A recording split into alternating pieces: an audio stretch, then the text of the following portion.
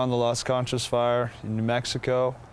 I was on the SAW teams at the time, and my SAW team had just tied in with another Hot Shots SAW teams, so we tied in the SAW cut. They were working from the top down toward us. We were working from the bottom up. At that time, I turned around with my SAW partner, handed over the SAW because it was his tank, and we went down the fire line to then cut out some heavies that we had previously missed. As we were cutting out the heavies, we heard people screaming rock above us. We looked up, it was the other hotshot crews, and they were pointing at the rock and where it was coming down. And we split ways, took off. I went hiker's left, stopped, turned over my shoulder to witness the rock about the size of a car, barely missing my lead firefighter. Then I heard the rocks above me still falling, and I looked up and took off running again, and it was a little too late. It struck me from behind. It hit both my legs. I was in mid-run position. It hit both legs from the waist down, and sort of pinned me to another rock. I fell forward and caught myself with my hands, so I remained in a standing position, but I could not get the rock off of my legs by myself. My SAW partner came over and helped pull the rock off of my legs, and my initial reaction was to stand straight up and try to walk. So I took a step with my left leg, I took a step with my right leg, realized that most likely both my legs were broken. I then fell back on my pack. I was down at the bottom of the hill on line, kind of helping put in a hose lay in that area. And then I heard the call come out on the radio that we had an injury and we needed some medical help. So the foreman and I, we were down there, started grabbing all our gear, our Laro equipment, our medical, and our trauma bag and backboard, and started hauling it up the hill to the location, and just kind of did like a chain, run into somebody else, hand it off, and they'd run it up the hill, and you'd go back down and get some more. And then eventually I ran up to where Kenny was, and from there, by my arrival, there's already been 3 other EMTs there from the crew, and then we all had our positions and roles. The first EMT on scene was Brett White, second EMT was Eric Gillane, and third EMT on scene was Peter Marburger, and I was fourth EMT, C.W. Portel. And then we had our 2 foremen there. Kevin Thompson was first foreman on scene who made the radio call, and then Taylor Knowles was our second foreman up there.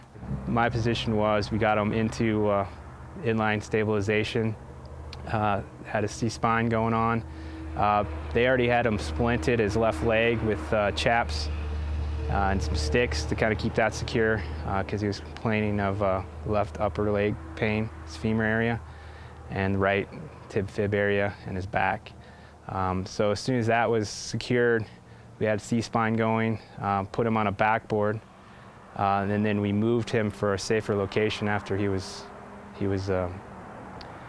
strapped to the backboard, and get him a better place, because we heard there was going to be a short haul coming in.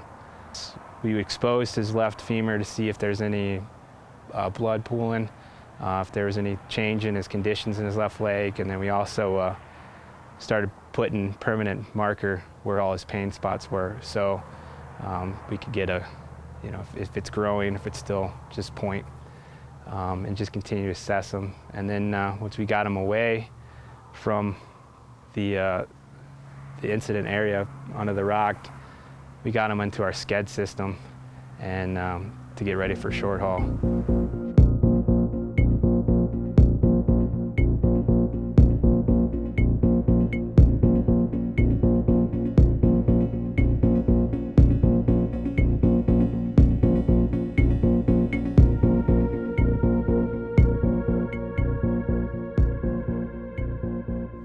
So coordinating our short haul program into a large fire support system of an incident management team currently is an ever-changing environment. Short haul is not all that well known by many teams. The teams in the Southwest are becoming more familiar with it. The helicopter manager coordinates with the Air Operations Branch Director, the Operations Section Chief, and the medical unit leader to provide the information on what services can be provided with short haul, timelines that it takes, the personnel that will be required, and how to identify that through the incident action plan to the resources that are on the ground. So we had been designated the medevac ship, and we got the call that there was an injured firefighter, and they were requesting short haul. And what goes on in our head is, because they request short haul, it doesn't always turn out to be a short haul. We tend to keep that in the back of our mind, that just because they request it doesn't mean that we're actually going to do it. But we did load up all the gear, pilot, spotter, rescuer, and a helispot manager to recon the site. We did our risk analysis, and then we went up for our recon. Once we got over the site, all air traffic was ceased and radio communications on the ground. We did our recon and confirmed it was actually going to be a short haul. So after we finished up our recon, we sat down at the helispot, which was already staffed by Chester Helitac. It was right beside a dip site. So that was very helpful. They helped us reconfigure, and then we inserted one rescuer.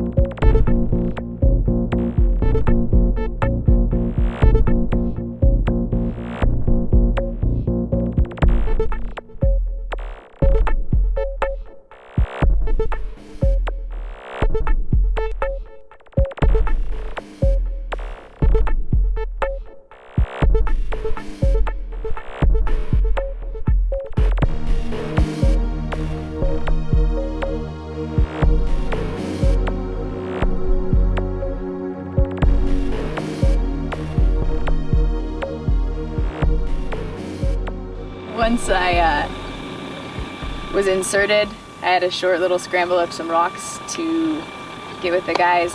By the time that I was on scene, they had already packaged him. He was fairly disfigured from about the belly button down.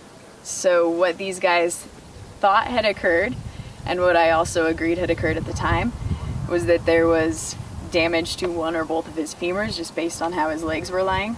So what they did was go ahead and splint him with what they had available, tool handles, webbing, some really impressive woofer splinting, and get him on the backboard. They were totally prepared to move him out if that's what it came to.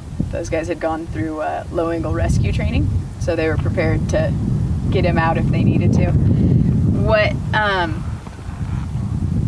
happens with femur injuries, pelvic injuries, all that stuff is that there is unaccounted for blood in your body. So if his pelvis was crushed or his legs were crushed, there's also a chance that a femoral artery or some part of the pelvic floor, some internal organ has been damaged. We don't know what it is, and that's what this short haul happened because of. A, he was in immense pain. B, when the skin all stays intact but the body looks disfigured, there's a really big chance that something internal has been damaged, and we don't want to sit around and wait to find out what exactly that damage is. It really would have been terrible for those guys to have to carry him the whole way out, jostle him over rocks, and on top of that put themselves in danger of rolling ankles, busting knees, kicking some more rocks loose. So I had 8 people to help me, which is kind of unheard of in short hauls, to have so many people to help you package your patient.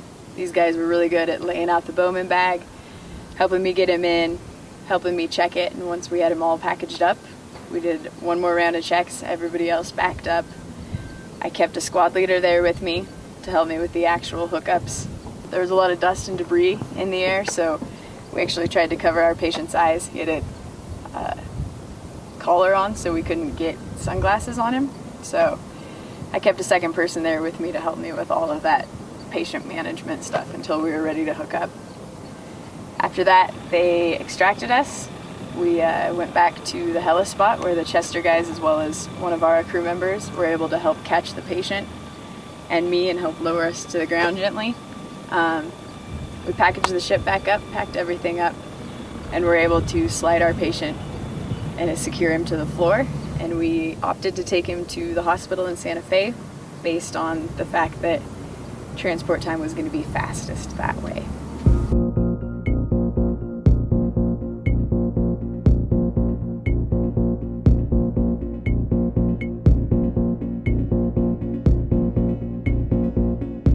We showed up at the hospital. They wheeled me into an emergency room of some kind, and it was filled with doctors and nurses and surgeons that were just there ready and waiting for some firefighter who got hit by a rock, which I thought was pretty neat that they were already there. But they stripped me down, got me ready to go into a CAT scan or an MRI. MRI'd me, and they told me that I had broke my pelvis on the right side. I broke my fibia on the right side. They were pretty concerned that my femur in my left leg had been broken, and they wanted to really get to that to see if the artery was damaged in any way. And it turns out it wasn't, and the left leg was just smashed in between rocks so badly it created what's called a hematoma on the entire inside of my left thigh, and that's still visible today. It took me about 5 months, I think, before I was cleared to rejoin the crew. It was pretty tough. Just basically kind of had to retrain my left leg, all the muscles to fire correctly, and basically teach that left leg how to walk correctly again without a limp or anything. And that was pretty tough. First 4 days in the hospital, the swelling and the pain really set in for those couple days, and it was unimaginable amount of pain. It was ridiculous, but got through her. One thing that I was thinking about when I did get hit was I need to try to stay as calm as I can so that these medical people that were the meds on our crew that were working on me could really concentrate on what they're doing and do it effectively. And I can answer their questions as clearly as possible. So just try to stay calm, try to deal with the pain without screaming, for lack of a better word. Just try to suck it up and deal with it so that they can do their job and not put anybody else in a panic. By my arrival, there's already been 3 other EMTs there from the crew. And then we all had our positions and roles.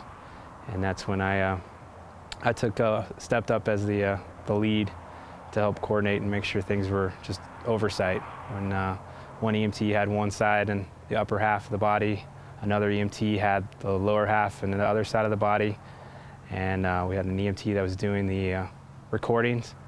And also when needed, we talked to the helicopter and give patient assessments. And then just kind of oversaw it and filled in holes and where needed. I will say this, that it meant a whole lot to me having guys on my crew that were trained up as medical personnel to deal with that situation and who were there to help me out in my time of need, because I'd been working with them all summer. I trust them, and they're my brothers, and I knew that they were going to do everything within their power to help me in whatever needed to be done. They were going to get it done. The hotshot crew that we worked with really should be congratulated on how well prepared they were. Their patient was packaged. They had second plan and a third plan for extracting their patient. You know, and in a situation where it's your own crew member and you're very stressed, the ability to be able to pull together and work for the better of that patient is very impressive. So they need to receive some accolades there. We train a lot with our low-angle rope rescue equipment, so we do scenarios at least every season, just to get maybe twice a season. We do a little crew, how to secure somebody to the backboard, so the whole crew knows how to secure someone to the backboard and also where all the gear is on the trucks. The other EMTs, we practice together. I kind of know what their abilities are, and they know what my abilities are and their experience. So we just kind of help the whole crew. A few years ago, when I took over as superintendent, we went ahead and purchased some low-angle rescue gear. And then I think it was a year following, maybe a couple of years after, Paul Serta from Alpine Hot Shots came into the region. He's the superintendent for Alpine. We had trained prior to Paul's arrival with doing low-angle rescue, just kind of in-house. And then Paul got it set up for all the crews in the region to attend low-angle rescue training through Larimer County Fire. And so we attend that. He sent a couple of folks every year, every spring, for a refresher class. And we get with those guys and look at all the new equipment and bring our equipment and drill. And then what we do is we bring that home to our base and we drill with the crew. I like to drill 3 times a year. This year was tough because we were pretty busy, so we didn't get much of that training in. But a lot of the guys had been through it prior, so we felt confident we had the knowledge base needed to be able to do some extrication if needed. I feel this training is important because of the type of assignments we generally take on as a Type 1 hotshot crew. Generally remote, number one, remote, rugged terrain. There's a lot of things out there that could get us, and we need to be able to provide for ourselves as far as being able to get somebody off of the hill in the event of a bad situation, get them off the hill in a timely manner. Generally what we'll do is we'll take the main trauma kit, the main low-angle rescue gear, that type of stuff, have it at helibase, and then we'll have a jump bag going to spike with us, with the backboard, with everything besides the low-angle rescue stuff. So we have it in case we have a night response during our spike situation during the evenings. Otherwise, the rest of the stuff resides at helibase. Helitac's aware of where it's at, and if we have a situation that's away from spike camp in the location of our work assignment for the day, if something comes up there that we have a need, they can fly that equipment directly to our where we need it. I think getting the equipment, getting tied into a local municipality or some type of outdoor instructor to be able to teach low-angle rescue, wilderness first responder at a minimum, things like that. It's very important. And then drill.